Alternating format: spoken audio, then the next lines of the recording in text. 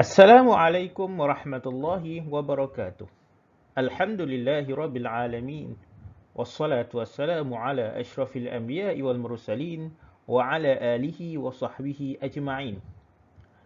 Alhamdulillah, bertemu lagi kita dalam sesi PDPR pada kali ini untuk Pendidikan Islam tahun 5. Kita akan berbincang berkaitan dengan tajuk adab jual beli.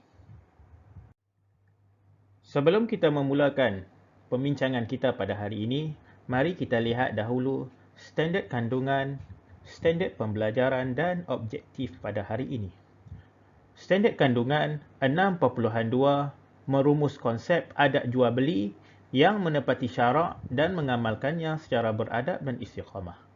Standard pembelajaran 6.2.3 mengaplikasikan adab jual beli. 6.2.4 menganalisis kepentingan beradab ketika berjual beli. 6.2.5 mengamalkan adab berjual beli yang menepati syarak secara beradab dan istiqamah. Objektif untuk hari ini, murid dapat menjelaskan perkara halangan untuk beradab dalam jual beli dengan betul. Kedua, menganalisis kepentingan beradab ketika berjual beli dengan tepat. Baik, kita lihat kepentingan adab jual beli. Yang pertama, terhadap individu, terhadap masyarakat dan terhadap negara. Baik, kepentingan untuk individu, adab jual beli ini dapat pahala dan keridhaan Allah Subhanahu wa taala. Yang kedua, pembeli dan penjual berpuas hati dan gembira. Dan yang ketiga, keberkatan hidup terpelihara. Untuk kepentingan kepada masyarakat, yang pertama ialah imej Islam akan terus terjaga. Yang kedua, hidup aman, damai dan sejahtera. Dan yang ketiga, menghindarkan pergaduhan dan ketidakpuasan hati di kalangan pembeli dan penjual. Baik, kita tengok kepentingan yang ketiga iaitu kepada negara. Yang pertama, negara akan sentiasa dalam keadaan harmoni. Kedua, menjaga kestabilan ekonomi negara.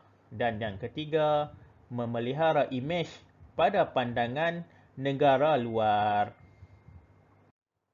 Mari kita lihat adab-adab ketika berjual beli yang mana kamu boleh amalkan ketika kamu berada di situasi seperti ini.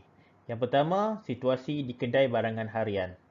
Jika kamu sebagai penjual, kamu tidak boleh memonopoli barangan tertentu untuk mengaut keuntungan yang melampau. Jika ada barang yang dikawal oleh kerajaan, kamu monopolikan barangan itu, sebab kamu nak dapat untung yang lebih, maka itu tidak dibenarkan. Yang kedua, sebagai penjual, kamu kena mempamerkan barangan mengikut kategori-kategorinya serta kamu kena letak tanda harga untuk kemudahan kepada pembeli. Baik, jika kamu sebagai pembeli, kamu tidak boleh merosakkan barangan yang dipamerkan di dalam kedai itu. Barang yang disusun elok, kamu buat pergi rosak pula, berkecamuk pula, tidak dibenarkan.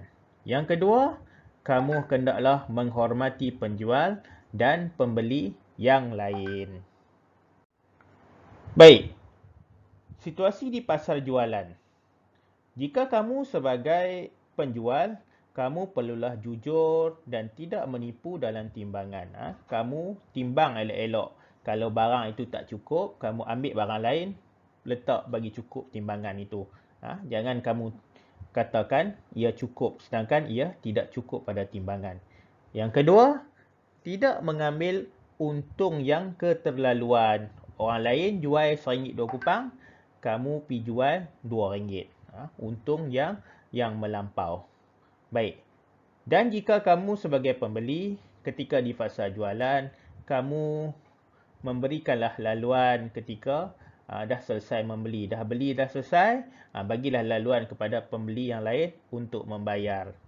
Kemudian yang kedua, kamu carilah dan pilihlah barangan yang baik dan halal sahaja di dalam kedai itu.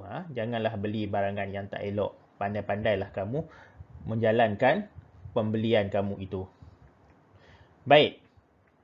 Situasi yang ketiga, ketika kamu berada di kantin ataupun di kedai makan. Jika kamu penjual di kantin nanti, kamu perlulah sabar dan mesra melayan pelanggan kamu.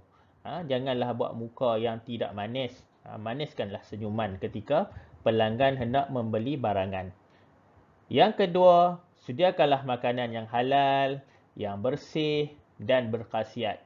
Jangan menipu dalam penjualan barangan kita.